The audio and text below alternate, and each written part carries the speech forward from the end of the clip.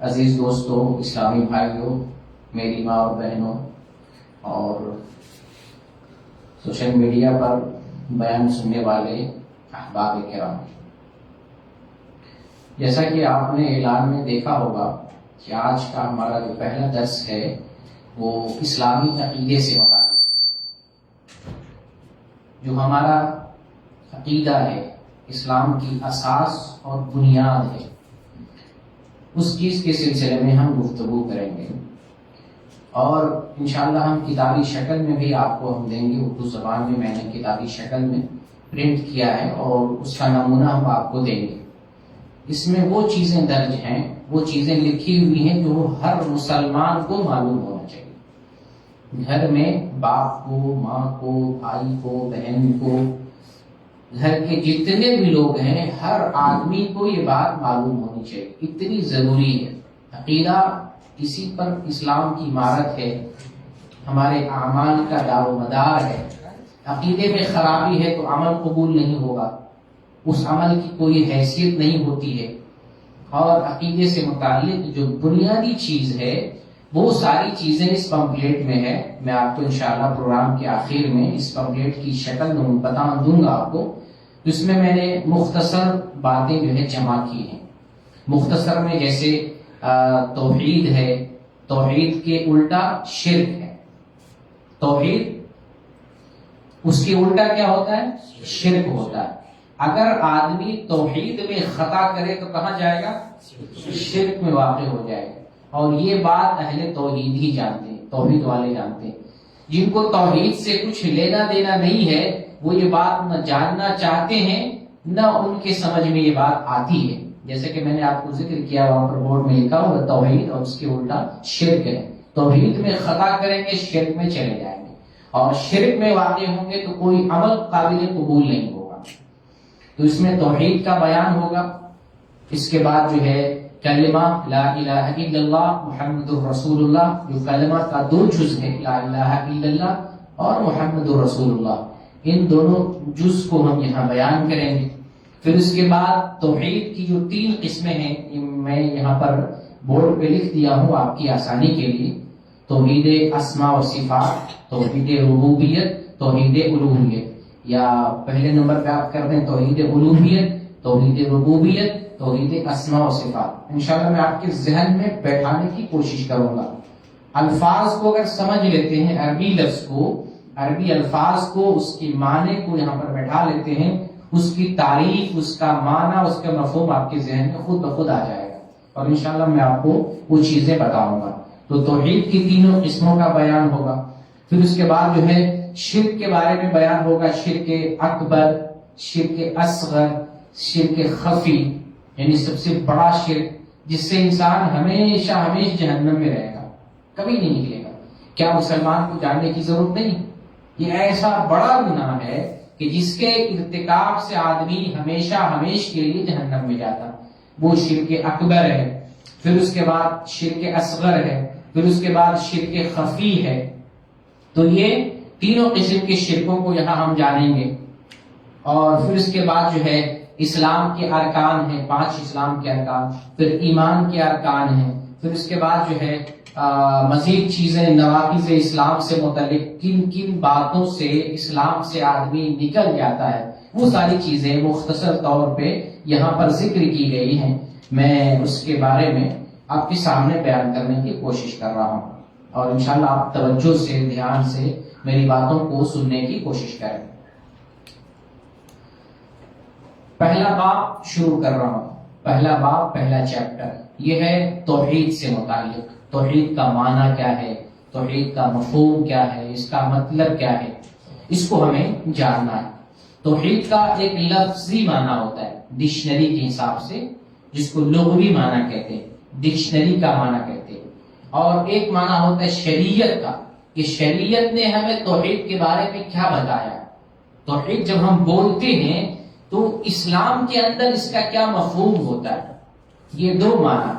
تو توحید کا اگر لغوی معنی ذہن میں رکھتے ہیں تو شرعی معنی بھی انشاءاللہ سمجھنے میں آسانی ہوگی۔ توحید کا لغوی معنی، توحید کا لفظ وحدت سے نکلا ہے، وحدت جس کا مادہ ہے واو ہا دال، واو ہا دال. توحید میں توحید کس سے نکلا ہوا ہے؟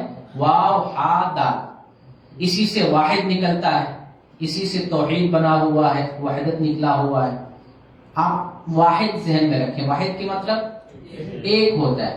اسی ایک کا مفہوم ذہن میں رکھیں اور اس کا لغوی معنی سمجھیں. توحید کا لغوی معنی ہے واحد ماننا، یعنی ایک ماننا، ایک جاننا، ایک پہچاننا، ایک ٹھہرانا، ایک اقرار کرنا. توحید کا مطلب یہ لغت کے اعتبار سے، ڈکشنری کے اعتبار سے توحید کا معنی کیا ہوا؟ کسی چیز کے بارے میں ایک ہونے کا عقیدہ رکھنا. یعنی کسی چیز کے بارے میں ہم یہ جانیں یہ ایک ہی ہے، دو نہیں ہے، تین نہیں ہے، ایک، صرف ایک ہے. یہ لغت کے اعتبار سے. اور شریعت کے اعتبار سے معنی یہ ہے کہ اللہ تعالیٰ اپنی ذات و صفات اور جملہ اوصاف و کمالات میں یکتا اور بے مثال ہے، اس کا کوئی شریک اور ساجی نہیں ہے. اللہ کی ذات میں، ذات سمجھ رہے ہیں؟ اللہ کی ذات ہے. پھر اللہ کے کچھ اوصاف ہیں، کمال، خوبیاں. ایک اللہ ذات ہے اور اللہ کی خوبی ہے نا، اللہ رحم کرتا ہے، اللہ کرم کرتا ہے، اللہ بارش برساتا ہے، اللہ اولاد دیتا ہے. اللہ کے اوصاف ہے نا. ایک تو ذات ہے اور ایک اللہ کے صفات ہیں. اللہ اپنی ذات میں، اپنی صفات میں، اپنے افعال میں، اپنے کمال میں یکتا اور تنہا، اکیلا. کوئی اس جیسا نہیں، کوئی اس کے برابر نہیں، کوئی اس کا شریک اور ثانی نہیں. یہ توحید ہے. جب یہ پتا ہو جائے اللہ بارش برسانے والا ہے، یہ اللہ کی صفت ہے، ہمیں معلوم ہوا اللہ کا کمال ہے، اللہ کی صفت ہے، اللہ کی خوبی ہے. جب یہ ہمیں قرآن سے معلوم ہو، حدیث سے معلوم ہو، یہ عقیدہ ہمارا توحید والا بنتا ہے کہ کوئی دوسرا بارش نہیں برسا سکتا. یہ توحید سمجھ رہے ہیں نا. ایک جاننا، اللہ کے جو اوصاف ہیں، اللہ کے جو کمالات ہیں، اللہ کو، اللہ کی ذات میں، اس کے صفات میں، اس کے کمال میں یکتا اور تنہا ماننا، اس کا کوئی شریک و ساجی نہیں ماننا. مثال ہم نے دی ہے کہ اگر ہمیں یہ معلوم ہو، قرآن یہ بتاتا ہے اللہ بیٹا دینے والا ہے، اللہ بیٹی دینے والا ہے، اللہ لڑکا اور لڑکی دونوں دینے والا ہے، اللہ جسے چاہے اولاد نہیں دیتا ہے. قرآن ہمیں یہ بتا رہا ہے کہ اللہ کی صفت ہے، اللہ کا کمال ہے، اللہ کی خوبی ہے. تو یہی سے ہمیں توحید بھی مل رہی ہے کہ یہ خوبی کسی اور کی نہیں ہوگی. اللہ اس خوبی میں یونیک ہے، منفرد ہے، تنہا ہے، اپنی اس خوبی میں بے مثال. اس کا کوئی اس میں شریک نہیں، ساچی نہیں، اولاد دینے میں کوئی سپورٹ کرنے والا، کوئی ساتھ دینے والا نہیں، تنے تنہا، اکیلا. یہ توحید. تو آپ نے لغوی معنی اور شرعی معنی اپنے ذہن میں بیٹھا ہے.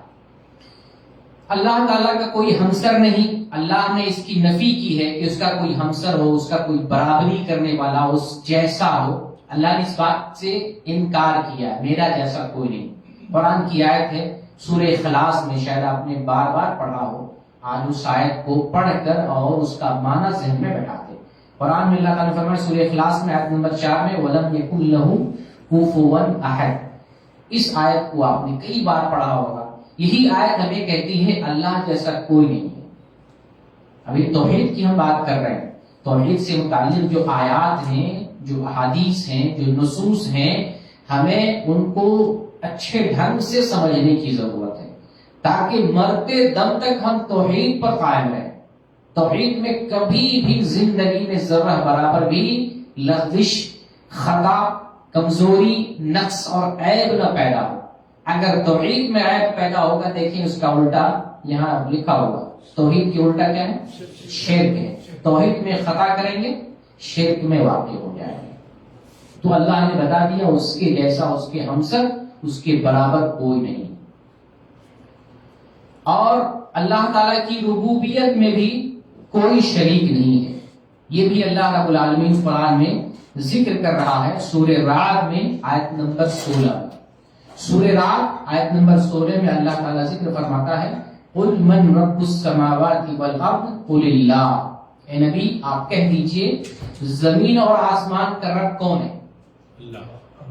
تو اللہ خود ہی جواب دیتا ہے. آپ لوگوں کو یہ بات بتا دیجئے. اللہ پیغام دے رہا ہے، وضاحت کر رہا ہے اور ہر بات واضح کر کے بتا رہا ہے. اللہ بتا رہا ہے کہ اے نبی کے ذریعے وہی بھیج کیا، اللہ اپنے نبی کے ذریعے امت کو بتا رہا ہے کہ آپ اپنی امت کو بتائیں زمین اور آسمان کا رب کون ہے۔ پھر اللہ خود جواب دیتا ہے، آپ یہ بات بھی بتا دیں کہ زمین اور آسمان کا رب اللہ۔ اللہ سوال بھی کر رہا ہے، اللہ جواب بھی دے رہا ہے۔ جب سوال بھی واضح ہے، جواب بھی واضح ہے، اس کے باوجود امت کے لوگوں کو سمجھ میں نہ آئے، پھر افسوس کی بات ہے۔ اس کا مطلب ہے کہ ہم اس بات کا انکار کر رہے ہیں۔ اب وجہ جو بھی ہو، مسلک پرستی ہو، فرقہ پرستی ہو، پیر پرستی ہو، امام پرستی ہو، بزرگ پرستی ہو، کوئی بھی مسئلہ ہو سکتا ہے، لیکن سچی بات یہ ہے کہ سوال اور جواب دونوں واضح ہے اور امت اس کو ماننے کے لیے تیار نہیں۔ زمین اور آسمان کا رب اللہ ہے۔ اب رب اللہ انشاءاللہ اس کی بات وضاحت آگے میں کر رہا ہوں توحید کے مسئلے میں، لیکن سوال اور جواب یہ دونوں ذہن میں رکھیں۔ اللہ نے سوال بھی کیا، اللہ نے جواب بھی دیا پورے آسمان کا، اور اس پوری زمین کا رب اللہ۔ نہ آسمان میں کوئی اللہ کے برابر ہے، اللہ کا شریک ساجی ہے، نہ زمین میں کوئی اللہ کا شریک اور ساجی۔ اس میں کون سی چیز ہے جو پوشیدہ ہے؟ اللہ نے کھول کر کہہ دیا۔ پورے ساتوں آسمان میں جو لفظ اللہ نے استعمال کیا وہ سماوات، رب السماوات والارض، ساتوں آسمان میں کوئی بھی رب نہیں ہے سوائے اللہ کے۔ اور اسی طریقے سے ساتوں زمین میں جو زمین کی طبق ہے، اگر ایک ہی طبق مان لیتے ہیں جس پر انسان رہتے بستے ہیں، اسی کو مانتے، اس روئے زمین پر، اس آسمان کے نیچے زمین پر اللہ کا برابری کرنے والا یا اس دنیا کا زمین کا اللہ کے علاوہ کوئی رب نہیں۔ تو پھر جو لوگ اللہ کے علاوہ رب مانتے ہیں، اللہ کے علاوہ کسی اور کو مشکل کشا مانتے ہیں، مددگار مانتے ہیں، حاجت روا مانتے ہیں، مدد کرنے والا مانتے ہیں، تو سیدھا سیدھا شرک میں واقع ہو رہا ہے، توحید میں وہ غلطی کر رہا ہے، شرک میں واقع ہو رہا ہے۔ ابھی پاکستان میں بہت سارے مزارات بہ گئے، بہت سارے قبے جبے سب ڈوب گئے، خانقاہیں سب ڈوب گئے۔ لوگ اعتراض کر رہے ہیں کہ اگر یہ مزار والے دنیا والوں کو بچا سکتے تھے، بچانے والے تھے، تو خود یہ آج کیوں ڈوب رہے ہیں؟ جن کو بچانا چاہیے تھا آج وہی ڈوب رہے ہیں۔ تو اس سے نصیحت لینا تھا، اس سے ہمیں عبرت اور اس سے ہمیں جو ہے درس لینا ہے کہ یہ ہمارے بچانے والے نہیں ہیں۔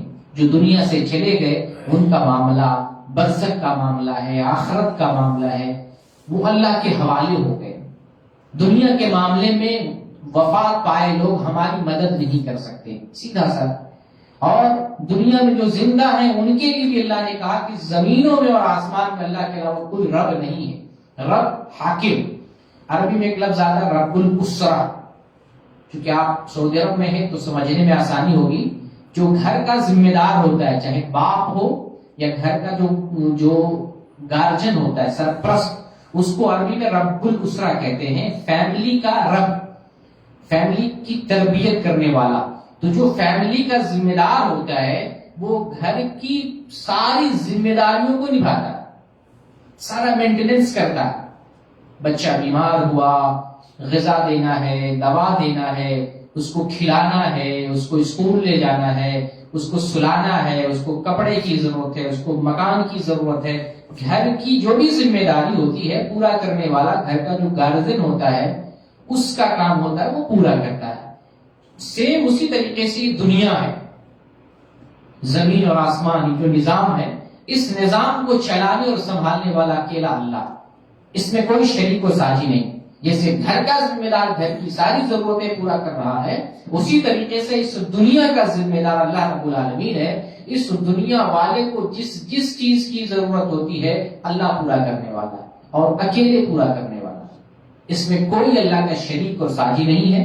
اللہ بے مثال ہے، اللہ جو ہے اللہ کے جیسا کوئی نہیں، اللہ کے ہمسر کوئی نہیں ہے۔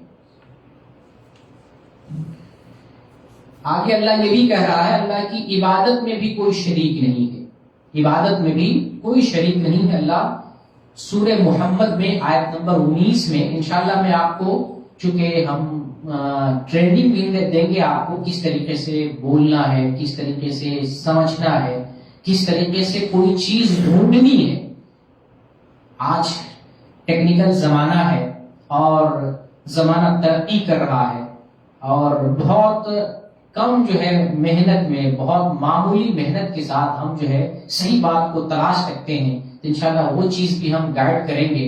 بہت سارے لوگ جو ہے دلیل کو جو ہے نہیں سمجھ پاتے ہیں، یا ایک عالم کچھ بھی کہہ دیتا ہے، سامنے والا سمجھ رہا ہے قرآن پڑھ رہا ہے، سامنے والا سمجھ رہا ہے حدیث پڑھ رہا ہے، حالانکہ کبھی کبھار جو ہے قرآن کی آیت پڑھتا ہے لیکن مطلب صحیح نہیں بیان کرتا، کبھی کبھار حدیث کے نام پر حدیث پڑھتا ہے لیکن وہ موضوع حدیث ہوتی ہے، گڑی ہوئی حدیث ہوتی ہے۔ تو یہ ہمیں جاننا ہے کہ ہمیں دھوکہ کہاں دیا جا رہا ہے، پبلک کو دھوکہ کیسے دیا جا رہا ہے، کہاں دیا جا رہا ہے، کس وجہ سے مسلمانوں میں اتنے فرقے پیدا ہو گئے، لوگ سمجھنے کے لیے کیوں نہیں تیار ہیں۔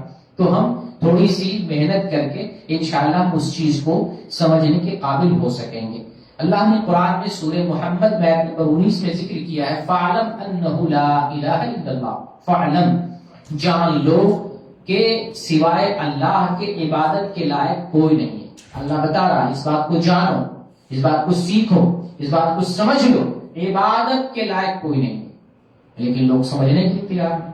فَاعْلَمْ أَنَّهُ لَا إِلَهَ إِلَّا اللَّهُ، جو کلمہ پڑھتے ہیں اس کلمے کا پہلا جز قرآن کی اس آیت میں ہے، تم یہ بات جان لو عبادت کے لائق اللہ کے علاوہ کوئی نہیں ہے۔ معبود برحق وہ جس کی عبادت کی جائے اللہ کے علاوہ کوئی نہیں۔ گویا اللہ نے اپنی عبادت میں اس بات کی نفی کر دی، عبادت میں کوئی شریک نہیں ہے۔ عبادت صرف نماز نہیں ہے، عبادت کی متعدد قسمیں، انشاءاللہ اس کا بھی بیان ہوگا۔ تو جتنی بھی قسم کی عبادت ہے صرف اللہ کے لیے، اس میں کوئی شریک نہیں، کوئی ساجی نہیں، اور اس کے اندر کوئی جو ہے اللہ کے ساتھ کسی کو شریک نہیں کیا جائے گا۔ اسی طریقے سے اللہ کا ایک دوسرا فرمان ہے، قُلْ إِنَّ صَلَاتِي وَنُسُكِي وَمَحْيَايَ وَمَمَاتِي لِلَّهِ رَبِّ الْعَالَمِينَ لَا شَرِيكَ لَهُ وَبِذَلِكَ أُمِرْتُ وَأَنَا أَوَّلُ الْمُسْلِمِينَ، کہ بے شک میری نماز، میری ساری عبادتیں، میرا جینا، میرا مرنا، یہ سب خالص اللہ کے لیے۔ میری ساری عبادتیں، میرا جینا، میرا مرنا، میری نماز، سب اللہ کے لیے۔ ساری چیزیں خالص اللہ کے لیے، جو سارے جہان کا مالک ہے، اس کا کوئی شریک نہیں ہے۔ بار بار اللہ نے ذکر کیا کوئی شریک نہیں، پھر بھی شریک بناتے ہیں، پھر بھی ہم کہتے ہیں فلاں آدمی اللہ کا شریک ہے، فلاں آدمی شفاعی ہے، فلاں آدمی اللہ کا قریبی ہے، فلاں آدمی اللہ تک پہنچا ہوا ہے۔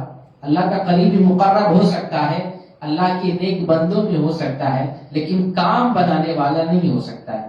نہ بندگی میں شریک ہوگا، نہ اللہ کے صفات میں شریک ہوگا، نہ اللہ کے کسی کام میں، افعال میں، کہیں کوئی شریک نہیں۔ اللہ تنہا تنہا ہے، اللہ کا کوئی شریک نہیں ہے۔ مجھ کو اسی کا حکم دیا گیا ہے، مجھ کو اسی بات کا حکم دیا گیا ہے، اور میں سب سے پہلا ماننے والا ہوں، میں سب سے پہلا مسلمان ہوں۔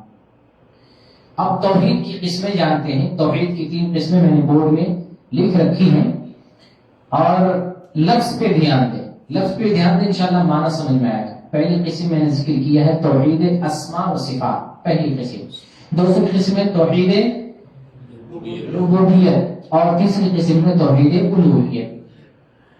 پہلی قسم ہے توحید کا، میں نے پہلے ذکر کیا، توحید ذہن میں یہ بیٹھا ہے واحد سے بنا ہوا، اور ادھر ادھر نہیں جائے، واحد سے بنا، واحد ایک کو کہتے ہیں، واحد ایک کو کہتے ہیں۔ گویا ایک ماننا یہ لغوی معنی ہے، اور اللہ کو اس کی ذات میں، اس کی صفات میں، اس کے کمال میں، اس کے افعال میں تنہا ماننا، اس کا کوئی شریک و ساجی نہیں، یہ توحید کا شرعی معنی ہے، شرعی مفہوم ہے۔ تو یہ تو توحید ہو گئی۔ پھر توحید کے ساتھ پہلی قسم میں اسماء و صفات جڑا ہوا ہے۔ توحید اسماء و صفات، اسم کی جمع اسماء، جس کو عربی میں، انگلش میں ناؤن کہتے ہیں، اسم، اس کی جمع اسماء، صفت کی جمع صفات۔ تو اللہ کے کچھ اسماء ہیں، کچھ نام ہیں، آپ نے سنا ہے اللہ کے نام ہیں، کتنے نام ہیں؟ 99 نام ہیں۔ تو 99 نام جو ہے یہ لوگوں میں مشہور ہو گیا ہے۔ اللہ کے 99 نام نہیں، اس سے بھی زیادہ ہے اللہ کے نام۔ قرآن میں اللہ نے فرمایا وَلِلَّهِ الْأَسْمَاءُ الْحُسْنَى فَادْعُوهُ بِهَا، اللہ کے پیارے پیارے نام ہیں، اللہ کو ان نام سے پکارو، اللہ کو دوسرے نام سے نہیں پکاریں گے۔ اللہ کو گاڈ بھی نہیں کہیں گے، اللہ کو بھگوان بھی نہیں کہیں گے، اللہ کو وشنو بھی نہیں کہیں گے، اللہ کو خدا بھی نہیں کہیں گے۔ کیا کہیں گے؟ وہ کہیں گے جو قرآن میں اللہ تعالیٰ نے اپنے لیے پسند کیا ہے یا رسول نے اللہ کے لیے حدیث میں بیان کیا ہے۔ اللہ کی جو اوصاف ہیں، اللہ کی جو اسماء، ذاتی اسماء ہیں اور صفاتی اسماء ہیں، وہ 99 سے بھی زیادہ، 100 سے بھی زیادہ ہیں، گنتی سے بھی زیادہ ہے، تو ان ناموں کے ذریعے ہم اللہ کو پکاریں گے۔ اللہ کو خدا بھی نہیں کہیں گے کیونکہ اللہ نے اپنا نام خدا نہیں رکھا۔ جب اللہ نے اپنا نام خدا نہیں رکھا ہے تو خدا نہیں کہیں گے۔ گاڈ بھی نہیں رکھا ہے، اب اللہ کو گاڈ بھی نہیں کہیں گے۔ جب ہم انگلش میں بھی بولیں گے تو اللہ کو اللہ ہی بولیں گے، ہندی میں بھی بولیں گے اللہ کو اللہ ہی بولیں گے، آپ گجراتی میں بولیں گے، ملیالم میں بولیں گے، سندھی پنجابی میں بولیں گے، اللہ کو اللہ ہی بولیں گے۔ یا اللہ کے جو دوسرے اسماء ہیں، رحیم، غفور، ستار، جبار، ان ناموں سے اللہ کو پکاریں گے۔ تو توحید اسماء و صفات، اللہ تعالیٰ کے کچھ نام ہیں اور اللہ کے کچھ صفات ہیں، تو اللہ کے نام کو، اللہ کے صفات کو اللہ کے لیے خاص ماننا۔ توحید ذہن میں ہے نا؟ اللہ کے لیے، اس پہ کوئی شریک نہیں۔ اسماء و صفات کو اس میں ایڈ کر دیں، کیا ہوا؟ جو اللہ کے نام ہیں، جو اللہ کے صفات ہیں، بس اللہ کے لیے۔ اولاد اللہ دینے والا ہے، دوسرا نہ، بالکل نہیں۔ یہ توحید ہے۔ توحید کو جوڑ کے دیکھیں، دونوں ورڈ کو توحید کے ساتھ جوڑیں۔ توحید ایک ماننا اور اللہ کو بندگی میں، اللہ کو صفات میں، اللہ کو ذات میں تنہا ماننا۔ تو توحید اسماء و صفات جو ہے، اللہ کے جو نام ہیں اور جو صفات ہیں، اس میں اللہ تنہا، یکتا اور تنہا ہے۔ اس کے اندر چار علماء کرام چار شرطیں بیان کرتے ہیں، چار چیزیں کہ توحید اسماء اور صفات جو ہے، اس میں بندہ کیسے تسلیم کرے؟ نہ ذرہ برابر بھی تحریف نہیں کرنا ہے، نہ اس میں تعطیل کرنا۔ بھی معنی بتا رہا ہوں، تحریف، تعطیل، تکییف اور تمثیل، یہ چار چیزیں ہیں، میں اس کو وضاحت کر رہا ہوں۔ تحریف کا مطلب کہ اللہ کے جو نام یا صفات ہیں اس کو معنی بھی چینج نہیں کرنا، ڈائیورٹ نہیں کرنا، جو معنی جیسے سلف صالحین سے منقول ہے وہی معنی تسلیم کرنا ہے، پہلی چیز تحریف۔ دوسری چیز تعطیل، یعنی اللہ کا کوئی نام ہم انکار کر دیں، تعطیل مانے انکار کرنا، تحریف مانے چینج کرنا، تعطیل مانے انکار کرنا۔ اللہ کا کوئی نام یا کوئی صفت انکار نہیں کر سکتے، ایک صفت بھی، کوئی بھی چیز اگر صفت میں انکار کرتے ہیں، یہ توحید کا معاملہ شرک میں واقع ہو جائے گا۔ بہت سے فرقے گمراہ ہو گئے اس چکر میں، اللہ کی بعض صفات کا انکار کیا، بعض صفات کا معنی ڈائیورٹ کیا، کچھ سے کچھ کیا، صفات کے باب میں بہت فرقے گمراہ ہو گئے۔ تو تحریف، معنی بھی تحریف نہیں کرنا ہے، کسی صفت یا اسم کا انکار بھی نہیں کرنا ہے۔ تکییف، کیفیت سے اس کی کوئی کیفیت نہیں بیان کرنی ہے اللہ کے جو صفات آئے، اور تمثیل، اس کی کوئی مثال نہیں بیان کرنی، انسان جیسی مثال، مخلوق جیسی کوئی مثال اللہ کی کسی صفت کی بیان نہیں کریں گے۔ جیسے اللہ کے بارے میں اللہ ہنستا، اس کی مثال نہیں بیان کریں گے۔ ہم ہنستے ہیں تو دونوں جو ہے ہونٹ ہلتے ہیں، منہ کھلتا ہے، آواز نکلتی ہے، پھر جو ہے دانت ظاہر ہوتے ہیں، مسکراہٹ ظاہر ہوتی ہے، یہ کیفیت ہے انسان کے ہنسنے کی۔ اللہ کی کوئی اگر صفت ہو، ہم اس کی مثال نہیں بیان کریں گے، اس کی کیفیت بھی نہیں بیان کریں گے اور اس کا انکار بھی نہیں کریں گے۔ اللہ ہنستا ہے، حدیث میں آیا، تسلیم کرنا ہے، انکار بھی نہیں کرنا ہے، جو معنی سلف سے منقول ہے اسے ہمیں تسلیم کرنا ہے۔ تو یہ توحید اسماء و صفات ہو گیا۔ اور اس طریقے سے توحید ربوبیت، دوسری قسم توحید ربوبیت، اسماء و صفات تین، اس میں دیکھیں توحید اسماء و صفات تین الفاظ ہیں، تینوں الفاظ کو ذہن میں رکھیں، تینوں الفاظ کو ذہن میں رکھیں، اس کی تعریف آپ سمجھ جائیں گے۔ دوسرے نمبر پہ ہے توحید ربوبیت، توحید تو ایک طرف سمجھ گئے، ابھی ربوبیت ہے، رب سے بنا ہوا ربوبیت، رب سے ربوبیت بنا ہوا۔ رب کسے کہتے ہیں؟ پالنے والا، رب پالنے والا، حکمراں، حکمرانی کرنے والا، پالنے والا، جو ذمہ دار ہوتا ہے، ہر قسم کی ذمہ داری نبھانے والا، وہ رب ہوتا ہے۔ تو ایک انسان ہونے کے ناطے ہمیں جو ضرورت پڑتی ہے، بشر کی جو ضرورت اور حاجت ہے، اللہ اس کو پورا کرنے والا۔ تو یہ ہمارا عقیدہ ہوگا، توحید کا عقیدہ ہے ہمارا، یہ عقیدہ ہوگا کہ اللہ رب العالمین ہی رب ہے، اور رب ہونے میں اللہ تعالیٰ یکتا اور تنہا ہے، اللہ کے رب ہونے میں کوئی بھی شریک و ساجی نہیں، تو ہماری ساری ضرورتیں پوری کرنے والا اللہ تعالیٰ. سونا ایک ضرورت ہے، اللہ نیند دیتا ہے. سو گئے، اب ہمیں اٹھنا بھی، اگر اللہ اٹھائے گا تو اٹھیں گے نا، اگر اللہ نہیں اٹھائے گا بستر ہی پہ پڑے رہ جائیں گے. تو یہ اللہ کی صفت ہے. ہم بیٹھے ہوئے ہیں، اٹھنا ہے، ہم ہاتھ ہلانا چاہتے ہیں، ہلانا ہے، دانا چاہیے، اللقمہ، ہوا چاہیے، آنکھ میں بصارت چاہیے. انسان کی جو ضرورتیں ہیں زمین پر، یہ زمین ٹکی ہوئی اللہ کے کرم سے. تو جو بھی ہماری حاجت اور ضرورت ہے، تمام حاجتوں اور ضرورتوں کو پوری کرنے والا اللہ رب العالمین. قرآن کی سب سے پہلی آیت الحمدللہ رب العالمین ہمیشہ پڑھتے ہیں، اسی آیت سے دلیل مل رہی ہے. الحمدللہ رب العالمین، ساری تعریف اس اللہ کے لیے جو سارے جہان کا رب ہے. سارے جہان، اب یہ زمین بھی آ گئی، آسمان بھی آ گیا، یہ دنیا بھی آ گئی، وہ دنیا بھی آ گئی، تمام جہان کا وہ اکیلا رب ہے. تو اس لیے اولاد مانگنا ہو، بارش مانگنا ہو، روزی مانگنا ہو، بیماری دور کرنا ہو، مصیبت دور کرنا ہو، پیسہ مانگنا ہو، قرض دور کرنا، کسی بھی طرح کی کوئی ضرورت ہوگی تو ہم اللہ سے مانگیں گے. یہاں ایک چیز اور سمجھ لیں، انسان کی کوئی ضرورت ایسی ہے جو انسان بھی پوری کر دیتا ہے، جو انسان کے اختیار میں ہوتا ہے. جب ہم توحید کی بات سمجھاتے ہیں تو بدعتی لوگ سمجھاتے ہیں تو پھر پانی کیوں بیوی سے مانگتے ہو، کھانا کیوں مانگتے ہو، کہاں کی بات کہاں جو ہے فٹ کرنا چاہتے ہیں. ایک ہوتا ہے انسان وہ کام کر سکتا ہے جس کا اللہ نے اختیار دیا ہے، اور ایک وہ کام جس کا اللہ نے اختیار دیا ہی نہیں. بیٹا پیدا کرنا اللہ نے اختیار نہیں دیا ہے، کسی کو بیٹا دے دینا، کسی کی قسمت بنا دینا، کسی کی بیماری دور کر دینا، کسی کو زندگی دینا، کسی کو موت دینا انسان کے اختیار میں نہیں ہے. خود اس پر اپنا اختیار نہیں ہے تو دوسروں کو کیسے اختیار دے سکتا ہے، دوسروں کو کیسے بنا سکتا ہے؟ وہ خود دنیا میں اپنی مرضی سے نہیں آیا، خود دنیا سے اپنی مرضی سے نہیں مرے گا. کون چاہتا ہے مرنا؟ جب وہ اپنی زندگی پر اختیار نہیں رکھتا ہے تو دوسروں کی زندگی پر اور حیات پر کیسے اختیار رکھے گا؟ اس بات ذہن پر رکھے. ایک ہے کہ انسان کے اختیار میں کچھ کام ہوتا ہے، اور ایک وہ ہے جو اللہ کی صفات. ہم اللہ کی صفات کی بات کر رہے ہیں، انسانی اوصاف کی بات نہیں کر رہے ہیں. توحید میں، توحید کے اسماء و صفات میں یا ربوبیت میں ہم اللہ کے جو صفات ہیں، اللہ کے جو کمال ہیں، وہ اللہ کے ہی دائرے میں ہیں، بندوں کے دائرے میں نہیں ہے کہ بندہ جو مدد کر سکتا ہے اس مدد کو بھی ہم اس میں شمار کرتے نہیں. جو بندے کے اختیار کی چیز نہیں ہے ہم اس کی بات کر رہے ہیں. تو یہ توحید ربوبیت رب سے بنا ہوا. رب کا مطلب نگراں اور پالنہار، گویا ہماری تربیت، ہماری نگرانی، ہماری ضرورت، ہر طرح کے ہمارے مسائل حل کرنے والا اللہ رب العالمین تنہا. اور توحید کی تیسری قسم ہے توحید الوہیت. الوہیت کس سے بنا ہوا؟ الہ سے. کلمہ پڑھتے لا الہ الا اللہ، تو جو الہ ہے نا، لا الہ الا اللہ، الہ سے الوہیت بنا ہوا. الہ کا معنی ہوتا ہے بندگی. الہ کا مطلب وہ جس کی بندگی کی جائے، معبود جس کی بندگی کی جائے. تو الہ کا معنی توحید الوہیت، جس کی بندگی کی جائے وہ صرف اللہ. تو توحید الوہیت میں یہ ہو گیا، توحید چونکہ ایڈ ہے اس کے ساتھ، گویا کہ عبادت کے لائق اللہ کے علاوہ کوئی نہیں. یہ توحید الوہیت ہو گیا. معنی پہ ذہن رکھیں، تعریف اور مفہوم ذہن میں بیٹھ جائے گا. آسان ہو گئی نا؟